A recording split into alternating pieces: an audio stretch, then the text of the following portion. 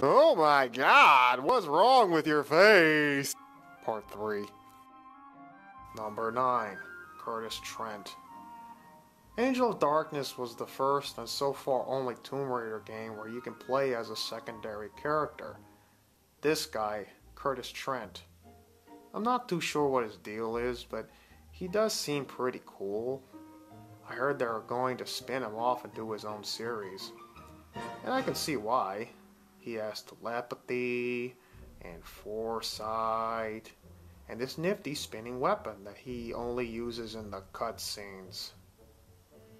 Yeah, he's one of those characters. You know the type, where he's a lot cooler when you're not playing as him.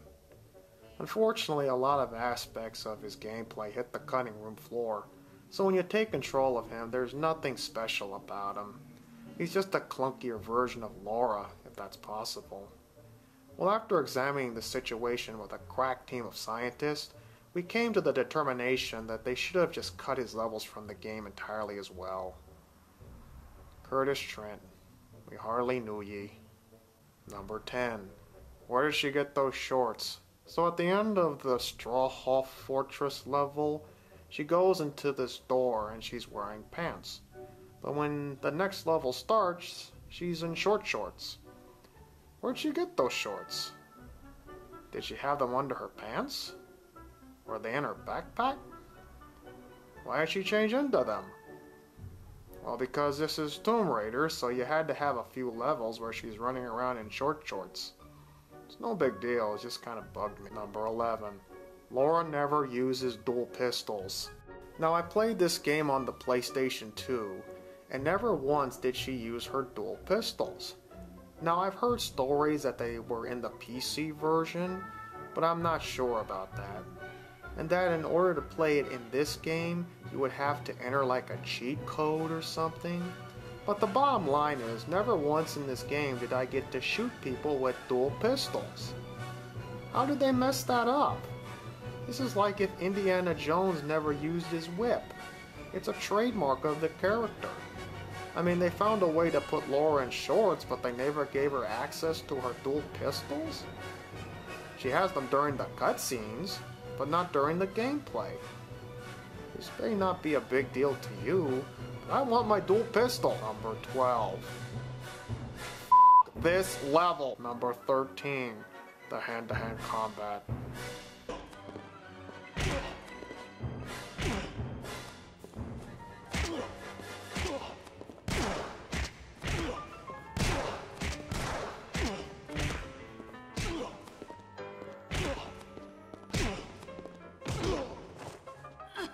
It sucks.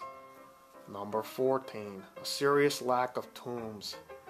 For a game called Tomb Raider, there is a surprisingly shortage of tombs for you to explore, unless you count the empty cities that you run around in. Now later in the game, there's the Tomb of the Ancients and the Hall of Seasons, which is better, but they're few and far between. Number 15. The SLOWDOWNS. Now every game has its fair share of bugs and glitches, but there is one particular in this game that's really annoying. Every once in a while, everything moves in slow motion. It kind of reminds me of those old Nintendo games where there was too much stuff on the screen, but that's not the case here, so I don't understand what's happening. Number 16. The game's ending. So Lara kills all the bad guys and she walks into the darkness triumphantly, and then the game ends. But wait, how is she going to clear her name now? Everyone else involved in this situation is dead. I know it probably would have been explained in the sequels that were never made, but that just goes to show you, never count your chickens before they're hatched. Ha ha ha ha ha ha ha ha. Number 17. Time to end this, I guess. So, there you have it. Tomb Raider, the Angel of Darkness. When this game was released, it got bashed by critics and suffered a lot of bad word of mouth. Now, eventually the game did make it to the PS2 bestsellers list, but by then it was too little too late. In fact, Paramount Pictures blames the poor reception of this game as the reason why Lara Croft Tomb Raider: The Cradle of Life was a box office flop. But on this point, I think we can all give Angel of Darkness a break. I mean, did you see Cradle of Life? That movie sucked all on its own. It didn't need any help to accomplish that goal.